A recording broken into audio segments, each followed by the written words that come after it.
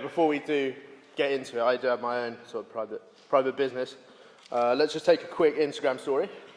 So if everyone is ready, like look fit, yeah, like get ready. I'm giving you 5 seconds now to look fit. Right, okay, let's all get ready, let's get into it.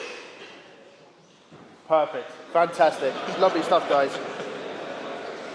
Quick, I'm just going to post that. Does anyone want to suggest like a song we could use for the story, that like a good one? Okay, fine, no worries. It's going to be, yeah, Katy Perry, perfect.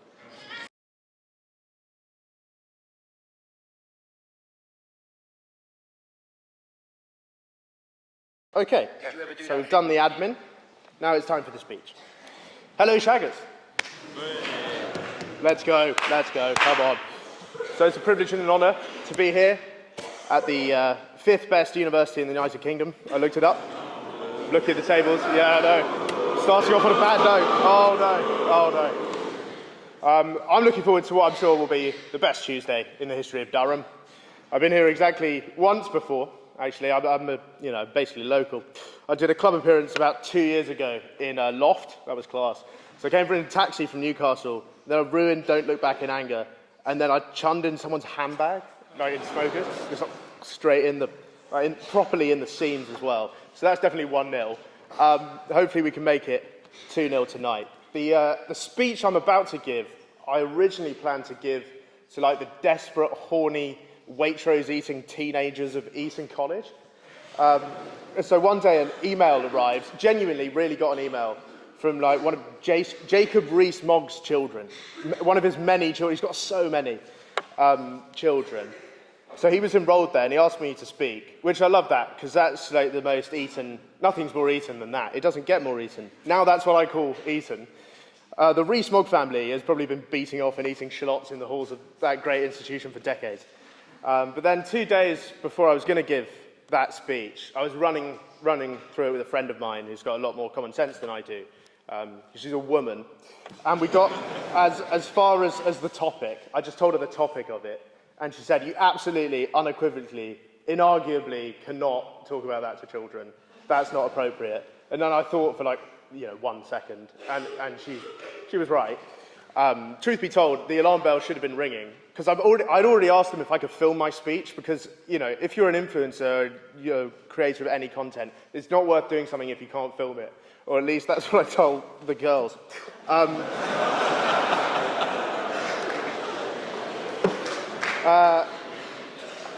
Anyway, I wanted to film it so then I could post it, and that's like 2 days of work in 1 day. That's just efficient.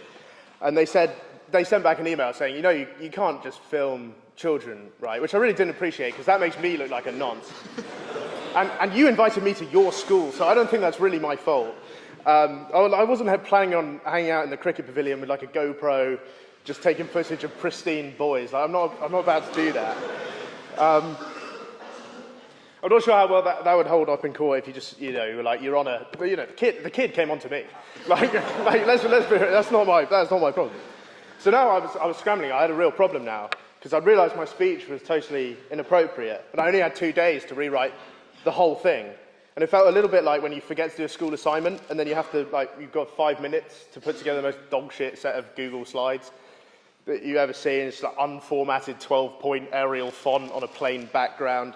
And you're pasting in random info from Wikipedia, so it has a fucking hyperlink in it. And then, because you don't know what you're saying, you've got to face that way. You've got to read it off the board, and then everyone's looking at your swampy-ass crack in the back of your head. And it's just shit. And I was worried that was what was going to happen to me. I was going to embarrass myself in front of the children of Eton. But fortunately, the day before I was due to give that speech, Jacob Rees-Mogg's son hit my line, and he said, "Oh, sorry to do this to you, mate, but we've got like a serious sitch on our hands here at Eton." So I was like, "Oh, what's happened? What's going on here?" And he said, "Mate, unfortunately, the bloody president of East Timor's turned up with about 40 diplomats and a load of exotic pets, so we're going to have to reschedule your speech." And I was like, what's that? Because it sounds like you didn't even really invite him. Like, he's just turned up there. And I don't even really know where the fuck East Timor is. Like, are you sure that's like a real place and he's a real guy, or is that just like Purple Aki in a suit? Like, Yeah, and even if he is the president of East Timor, like, what is he doing in Eton? I don't know. How is he going to connect with the overprivileged youth of the home counties? Like, what does he know about, like, hummus and, like, banter and shit? So he continued on. He goes, yeah, well, it's just going to be, like, a bit tricky doing your talk because we also have to feed the elephant. I thought that was a bit rude to call him the elephant, but no, I get it. Inside, I was celebrating. I could have done a bearskin knee slide on 80 grit sandpaper, to be honest, because the children of Eton have been saved from this awful speech, and instead they were now, seshing it up with the president of East Timor and his army of diplomats and domesticated wildlife. I still sort of imagine them doing shots of palm wine with like an orangutan and a bat, and smoking a bit of jungle herb with like a tiny ambassador, like a tiny little guy there in a suit, like maybe kicking a sort of weird football like made of sticks around or something. And my talk was eventually rescheduled, but I never did it in the end. I think I was ill, but I can't really remember why. Maybe I got bitten by the president of East Timor. I can't prove that though. And that story that's all completely true, and it also has no relevance to the rest of this speech, but I thought you'd just might like to hear. I know I've never told anyone that before, so there you go. Right, the speech. We get to the topic that was too inappropriate to share with those Eton kids. What do you guys think the topic was? Any guesses? Bonnie Blue's Guide to Monogamy? Property rights, according to the Somali pirates? Or the Harvey Price weight loss masterclass? No. In fact, the meat and two veg of today's address is going to be about a new concept that I've developed myself called alternative motivation. And I'm fully aware that sounds like a sort of North Korean prisoner of war interrogation tactics handbook. It's not that. This is going to be some seriously motivational shit, guys. I'm going to be like the white David Goggins up here. So get ready, because we're about to carry some fucking boats, okay? I'll start by saying that I really, really hate motivational content, like the standard, buff guys with shit lids talking about bollocks, like how they train their eyes to like move independently, so now they can look at the Bitcoin markets and a friend's wife's Instagram at the same time. Like productivity merchants who wear tank tops in November.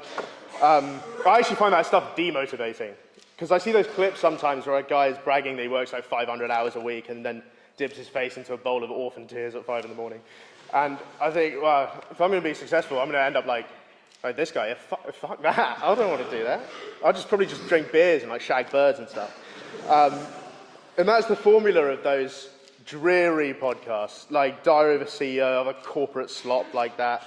They'll get an incredibly successful person on, and then Stephen Bartlett will give them the 1,000-yard stare, like he's a war veteran suffering from PTSD.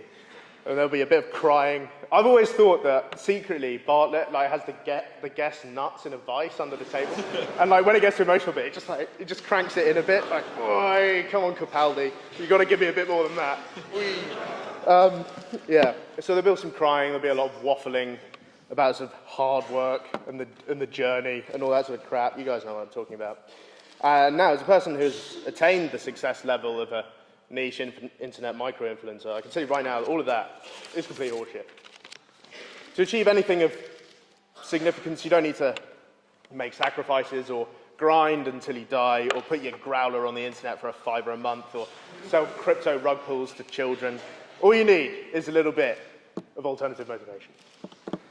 Alternative motivation is all about finding the things that can scare you just enough to make you go slightly above and beyond. You don't have to work 4 jobs at the same time and be able to bench press Lizzo to be successful. You just have to be 0.1% better than the next fat, specky, neaky, nerdy, knobby no-mates in line. The first time I found alternative motivation was when I did work experience. So like all teenage boys, my life is essentially divided in 2 halves. Before I saw The Wolf of Wall Street, and then after. That is a life-changing moment. I'm sure there's a guy in the back wearing a gilet. He knows what I'm talking about. I bet you wear that to lectures as well. That is my, AD, BC. That's my Jesus moment.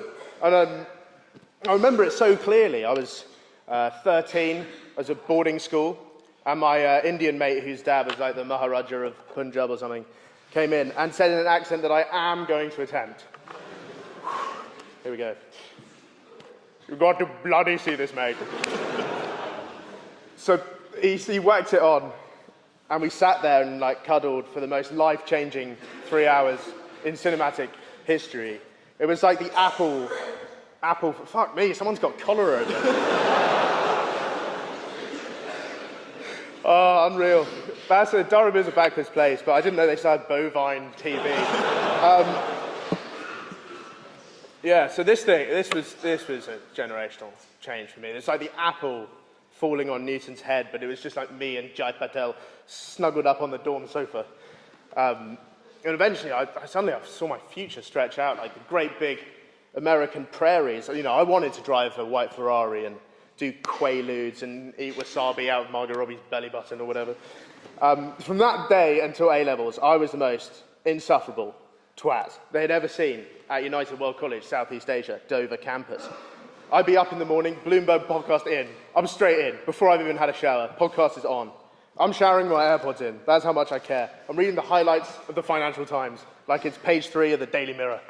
You guys know what I'm talking about. Started day trading. I stopped day trading after it became clear I had no idea what I was doing, and then I lost a load of money. Extra work on the weekends. Extra work on the weekdays. Fuck it, time's a human construct. You can do that. That's up to you. Now, the more observant of you may have noticed, I don't know if you have picked up on this, but I don't actually work in finance. You also might be wondering where this is going, considering I brought up alternative motivation and then outlined basically the main source of motivation for curtain-having, polo-wearing white boys in the free world, really. Well, let me get to both of those. So I went to a nice school, which is exactly the same as going to a shit school, except all of your parents' friends like work in banking instead of committing benefits fraud. So, basically what that means is that utilising a bit of backdoor nepotism, you can land work experience at some of the top financial institutions in the world. So I was absolutely buzzing to get my foot in the door and become the Jordan Belfort of Dulwich. I'd never look forward to anything ever again the way I look forward to my first day in the bank. Like, if at that time I had been getting married and then Belfort pulls up in the Rari outside, I'd be the one running from the altar, hopping in the whip, and then giving him slops like the opening of that film. I turned up to the first day of work experience. It was Deutsche Bank in the summer of 2019. And if you don't know financial history, 2019 at Deutsche Bank was a rough year. So that year they lost 5 billion euros. They got caught money laundering, evading tax, committing fraud with the Prime Minister of Malaysia, and lending money to Jeffrey Epstein. Big year for Deutsche Bank. It might be the worst year any bank has ever had. So, you know, it's a miserable Monday morning. You're sitting at the currency desk thinking this might be the last day that you ever have a job, and then like some 17-year-old knob is following around like asking stupid questions like a little gimp. Like, that is just so suboptimal. You don't want that. That's not ideal. It's a terrible situation. What I'm trying to say is the vibes in there were appalling. Really bad vibes, guys. I think the top 3 worst places of vibes of all time. Funeral, number 3, which tells you how bad it is. Because Deutsche Bank, number 2, STD clinic, number 1. That place, those guys in the STD clinic need to cheer the fuck up. Because you go in there, nobody wants a sesh, nobody's up for it. That's the order. Everyone was worried in there. Everyone was miserable. I talked to some traders who looked so tired. You know when you cut open a tree and you can like count the rings, 1 for every year? You could count the bags under these guys' eyes, 1 for every year they worked at Deutsche Bank. And then I came into the office on Wednesday, and everybody had been fired. Everybody had been fired. You can look this up. It actually happened. The entire equities division just got fired on a day there. So I'm the only person there, because I'm the only one, ironically, who still has a job.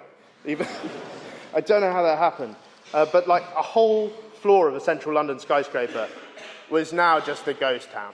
And those 2 weeks really shattered my dreams. I thought I would be out there in the mixer, shouting down the phone, like locking in profits. I've got like a numbers guy who doesn't even really speak English, and then like, I've spoken crack with strippers, and it's not even, you know, it's crazy.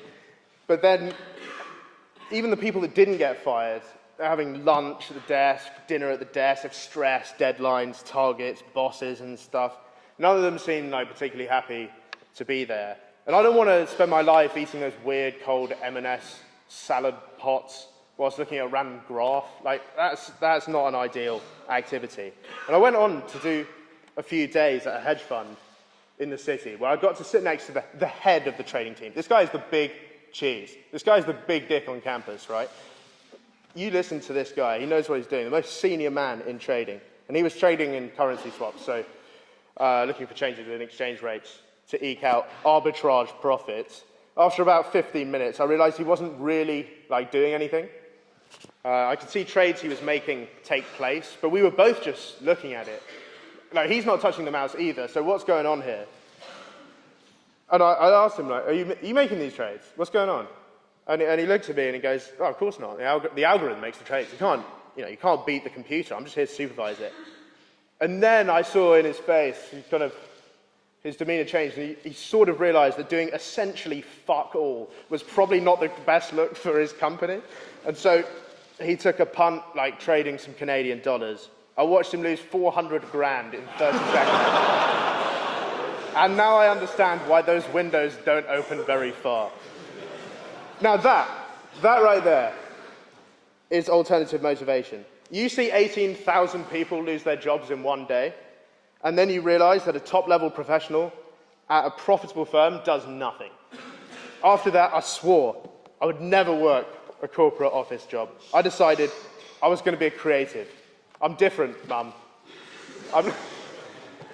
I'm not like the other boys who live in East London and have a Scarlett 212 interface and an old Gibson and make indie rock. I haven't spent 1 second in an office since. Those experiences were the nudges I needed to get me going in the direction my life has taken ever since. But I required something else, very important ingredient here, guys, to keep me dedicated and focused on these goals. You see, I didn't have a great time at music college. It was 2020, and it's very difficult to do band practice over Zoom, as you might imagine. And when we could get in the classroom, we had to do this weird thing where, because you're not really supposed to spit on other people at that time, or whatever, really. But you have to sing because that's part of the course.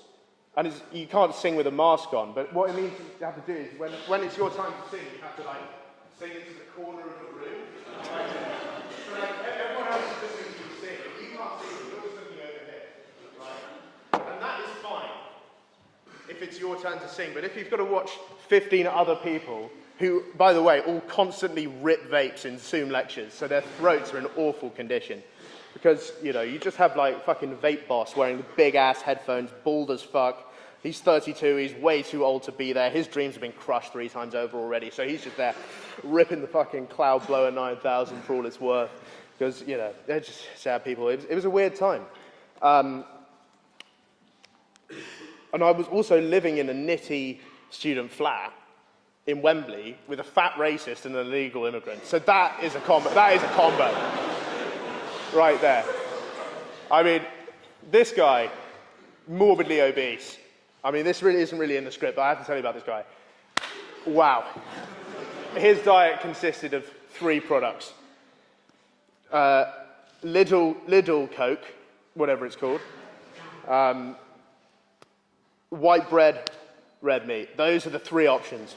He loves it. Fucking loves it, mate. Bacon sandwich. This guy had a George Foreman. He didn't clean it for a whole year. So in the bottom of the tray, it was just like a casserole of every dish he'd ever made. Just lay it up like a mesa biome. And, and the other guy was an illegal immigrant. So I committed flat zest 3 times that year. With the same girl. But then I had to endure a national lockdown with that girl. So that was great. That was fantastic. That was only awkward for 3/4 of a year. So that was brilliant. And then 2 months in, I dislocated my knee, attempting to impress said girl by dancing on a sofa. And it's really, really hard to play the guitar on crutches. So I went into music college thinking, well, I'm easily going to become a rock star in 1 year. There's loads and loads of completely diabolical music that is put out by actual successful artists. So once they hear my stuff, I'll be signed up straight away. I'll probably be selling out Wembley in 2022. I'm not joking, I genuinely believe that. And we've almost sold out the Durham Church. Come on! Only 3 years behind schedule. I love it. But putting out music when you have no followers is like, I hate to use this phrase, throwing a hot dog down a hallway, or, you know, shagging the village bicycle. Like, it's not going to make contact with anything. At that time, I'd never even downloaded the TikTok app. So at the end of that year, when I put out 2 dog shit tunes that I made on a broken laptop that both got approximately 0 listens, I realized that in order to be a rock star, you need some followers first. This is how you start off. Classic Jesus tactics. I ended up going to a proper university to do a real degree, but I had no intention of completing it or using it. And I began posting on social media, but nothing I did ever got much attention. And I felt like giving up. I honestly did. But fortunately, I had one more piece of alternative motivation on my side. So I should explain, as a young stallion growing up in this world, I was terrified of speaking to girls. That was my main thing. I even pretended to be I could do the school play. That was no problem. I even had to do a rap to be in student council. That's embarrassing. When you've got to do a rap about how you think I can't even, yeah. You had to do a rap about how in favour you were of them every other Wednesday imposing vegetarian lunches. That's what I had to do a rap about. That's embarrassing. That was no problem. It was only girls I was afraid of. Throughout all of school, I was basically a permanent resident in the friend zone. I wasn't even paying rent. I was squatting in the friend zone, illegally. To be honest, I think deep down, I still sort of am terrified of it, to be honest. In the first year of university, I think I got laid like 4 times. This is relevant, I promise. That's fine. That's actually good numbers. But if you're going out 3 nights a week with the express intention of copying off with a fake blonde girl who probably does psychology, you maths people can figure that out. That's not a brilliant break. You are not cooking with those numbers. I think a contemporary scholar might phrase this as doing it for Nyash. I think maybe that's what they put, but it's a bit more nuanced than that. I wasn't just doing it for Nyash. I was doing it so I wouldn't have to approach random people in the desolate, haunting nightclubs of Bath in the vague hope of securing a wholly average shag. I was doing it so on the off chance the stars aligned, a girl might one day, perhaps, maybe, still waiting, approach me. And that's what kept me going. There's only one rule to getting big on social media: never stop posting. Everybody knows it. Like, no matter what shit you put out, there will be some kind of audience for that. Some size of audience. But it feels pretty pointless just pranging out content that no one watches ad nauseum, especially when you've got to do like a really boring statistics degree at the same time. So fortunately, my experience in failing investment banks and dingy, smelly nightclubs continued to push me to keep uploading. That's what it was. I was just looking to avoid the office and maybe secure the occasional bit of batty. And I've basically ridden that train to where we stand today. Eventually, one of my posts did take off. It was the day after my 20th birthday. You guys missed out, but it was fucking sick. Like, this might be the most legendary 20th in the history of history. I got up in the morning, had a crisp Diet Coke. That's good. Oh, lovely. Then I watched an Olivia Rodrigo documentary. Love Olivia Rodrigo. What can I say? That second album is what a follow-up. Then I played a swing ball tournament, and I hosted a quiz about myself, and then I hit the town. Like, that is an infamous night. That's bang, bang, bang, quality all through the day. What a schedule. Everybody pulled as well. All the girls, all the boys. Girls became women, boys became men. The final 2 troopers in the depths of the night were me and my friend J-Dog. And it was a 2-man step for the ages. Watch out, sort of thing. Lusty maidens of Bath. Hey, attention, the fucking wolf pack is on the prowl. Sort of shit. Yeah. And we got talking to these 2 girls. And then J-Dog started getting off with one of them. And I thought, well, we couldn't possibly be more in here. This is how the playbook draws it up. I'm reading this out of the textbook here at this point. This is easy. So I made a move on the other girl, and then she looked me dead in the face, and she goes, "No, I'm a lesbian." And then suddenly this situation was just like completely illuminated. Like the great light of the Lord had just shone down on this dance floor. I saw the clumpy Doc Martens and the suspiciously long armpit hair, like in broad daylight for the first time. She must have been the most obvious lesbian in all of Somerset. A long story short, I was the only person at my party who didn't pull on my own birthday. And then, to add insult to injury, when the inevitable beer shits arrived the following morning, I didn't have any toilet paper. So I had to make do with A4, which is, A4 is bad. Like, if you think, boy, at least I could use a bit of kitchen roll or something. A4 is rough. A4 is really rough. I think the only one that we were would probably be like A3, because then you got to fold it 2 times. But I posted a summary of that night, basically. I posted a summary that got a bit of traction. And that's how I got my start. That was the first video of mine that did all right. And I'm sure if you stalk my account back far enough, you can find that. Just me looking fat and ugly in a first-year dorm. I broke my bed in the first term. Like, not in the cool way. Not how you think, but just sitting on it. and then it went like this. It went ping, and it went like down this in the middle. So now you can't sit on the edge of it anymore, because you roll down to the middle. So I basically spent all of first year just like a hot dog, like in the middle of a bun. And I must stress that in the intervening years between then and now, it's not like I've worked particularly hard either. I really haven't. Like, this job involves a lot of drinking. And I refuse to write an email with a hangover. The work ethic other people have amazes me. Like, Freddie Mercury used to go on world tours with AIDS.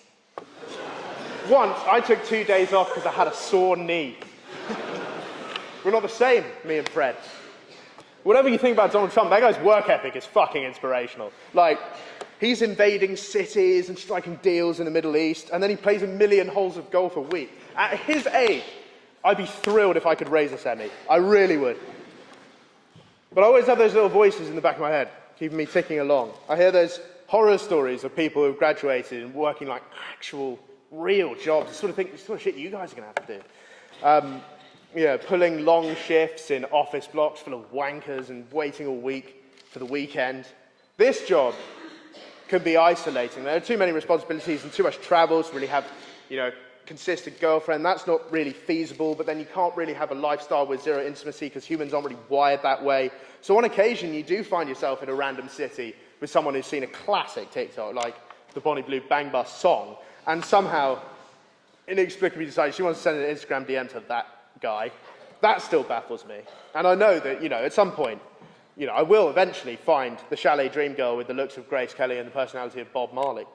That's not like a completely unrealistic standard that could never be reasonably achieved. So it's not really a problem. I mean, even Elton John had a wife.